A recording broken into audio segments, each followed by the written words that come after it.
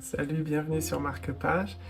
J'aimerais vous parler cette semaine d'un auteur que j'aime beaucoup qui s'appelle Eduard von Kessalling. C'est un auteur autrichien du début du siècle, donc de l'époque à peu près de Schnitzler, un petit peu avant Joseph Roth. Et il a écrit des petits romans courts qui se ressemblent, de familles aristocratiques qui l'été se retrouvent, vont à la chasse. Et dans ce cadre, il y a des histoires d'amour dans ses livres et de tragédies familiales. Donc, par exemple, en 1904, Été brûlant. Et plus tard dans sa carrière, en 1916, Versant Sud, qui est à mon avis un de ses plus beaux romans. Et il y a un point de bascule entre ces deux livres, et c'est surtout pour ça que je voulais vous parler de lui. Il a un style magnifique, il est très fort pour décrire la nature et les jeux de lumière sur les arbres. Et il y a des pages très visuelles dans ses textes. Il est particulièrement fort pour peindre ces détails et convoquer aussi la mémoire.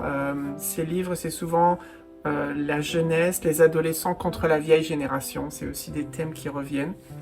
Mais entre ces deux livres, donc en 1907, Eduard von Kessalling est atteint de la syphilis et il va progressivement devenir très malade et il va perdre la vue. Donc en 1907, il devient aveugle. Et ce qui est assez fascinant, c'est que Versant Sud, qui arrive plus tard, et la plupart de ses meilleurs livres qui arrivent tard dans sa carrière, il les écrit aveugle. Et donc comment il les écrit ils sont 12 frères et sœurs.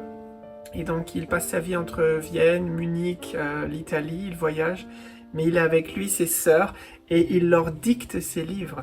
Donc dans la deuxième partie de sa vie, ses romans sont dictés et non plus écrits directement. Et c'est quelque chose que je trouve très intéressant.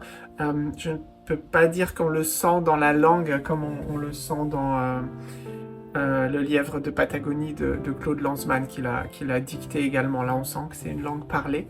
Mais c'est très fort d'imaginer que des romans aussi magnifiques et qui parlent de la lumière sont dictés par un aveugle à sa sœur quelque part dans sa chambre et qu'il imagine ses livres, il les a entièrement dans sa tête. C'est quelque chose de magnifique et donc je voulais savoir ce que vous en pensiez.